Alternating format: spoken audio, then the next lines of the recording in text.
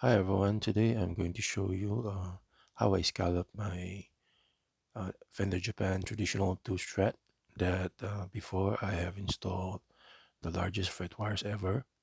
And if you look into my old videos, you'll find a video there of the guitar with the very large fret wires.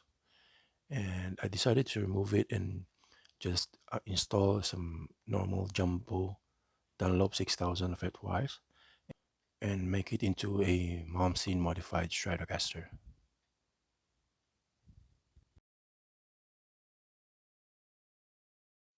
So here's a photo of after I scallop a few of the frets on the fretboard from the 21st down about 5 frets, and here is about halfway up to the 12th fret, and this is about the next day when I was almost done with scalloping. As you can see, I taken away a few of the inlay dots from doing the deep scallop, and I'm doing this in my balcony. By the way, I'm using a half file from Hosco. This one is very sharp and it's very comfortable to hold, so it's very easy to take away material, and the shape is really nice, so it can give you that very nice concave shape on each fret of the fretboard you're scalloping. The sides are not very sharp, so even though I didn't tape the fret wires, I can just scallop the fretboard, and even though I'm hitting the side of the fret wire, it doesn't get damaged too much, and we'll get some of a bit of a scratches over there, but I can always polish it. You can always polish it out because they're not very deep. It's just very important to do it side by side. Do one side first of the fretboard edge. Uh, by the way, the inlay dots. About the inlay dots, I bought some replacement dots that I'm going to use for those that have been taken away by scalloping. For some reason, this neck has very shallow inlay dots on the lower frets, like on the third and the fifth and the seventh and the nine. So I ordered these online just to make sure that I have replacements.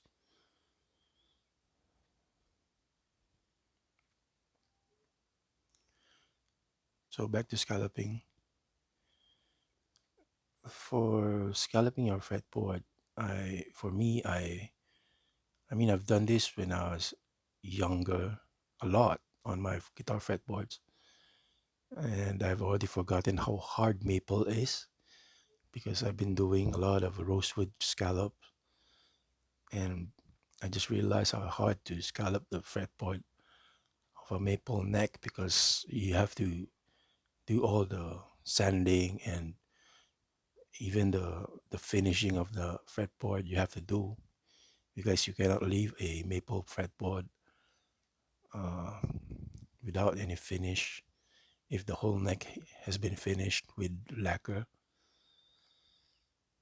So this is how I scallop my fretboard. I just do one side of the fretboard edge to get that concave shape that you want, and I check once in a while of how deep I'm going in because with this tool, this one is very sharp, and sometimes you could enjoy too much and you don't know how deep you're going in, and you can fuck up the fretboard. So check on check on the side of how deep you're in, and slowly take away material side to side from the high E side and then the low E side. And then when you've reached that concave shape on the sides, you can start doing the middle part of the fretboard like I'm doing here. This way you won't be, you have a nice shape on the fretboard, nice shape scallop on the fretboard. It's not going to look very straight, and that it doesn't look like it that it doesn't have any dimension. You'll still have a bit of a radius under your scallop.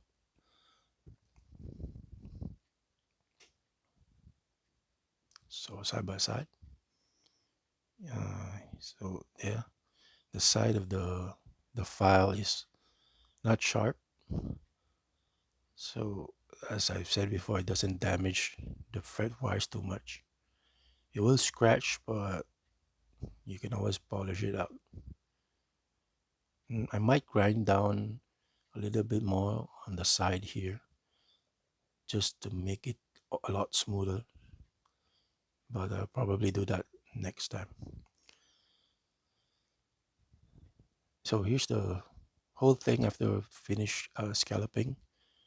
I've already painted lacquer, 2 coats of lacquer on the fretboard to seal the grain, and I'm drying it now.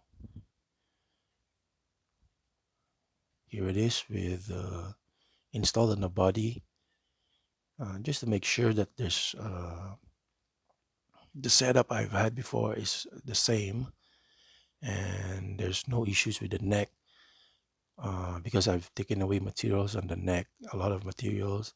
Sometimes the neck could be unstable, and it might have a bow on the neck. The truss rod might not work the same, so you may have to adjust. But in this case, it's everything's all right. It's placed the same as before I scalloped it, and as you can see, the lacquer is needs some buffing and polishing, as the grains have raised when I sprayed it with lacquer. So later I will show you some photos of what I did to make the fretboard shine again.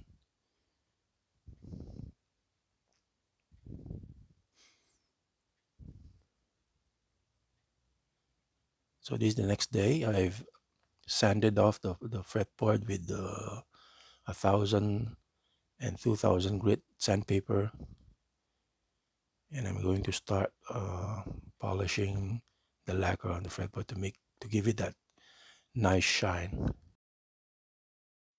So it is after the first uh, buffing and polishing with the polishing paste.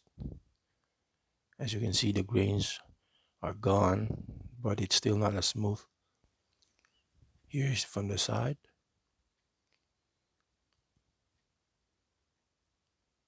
As you can see, the grains are gone.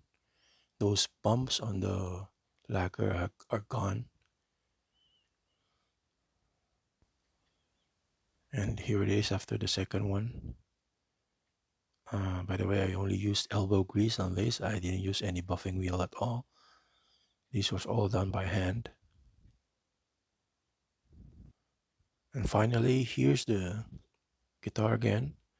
After I put back the neck, the body together and strung it up, you can see that the fretboard looks really nice with that jumbo 6,000 fret wires. And I'm really a sucker for this kind of scallop fretboard, especially on maple necks.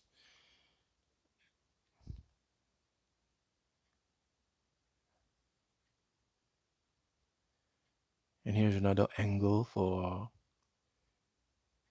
everyone to see the nice appearance of the scallop fretboard, which I really love. From this angle, the fretboard doesn't really shine too much because that day that I did this video, it was a bit rainy and the lighting was quite low.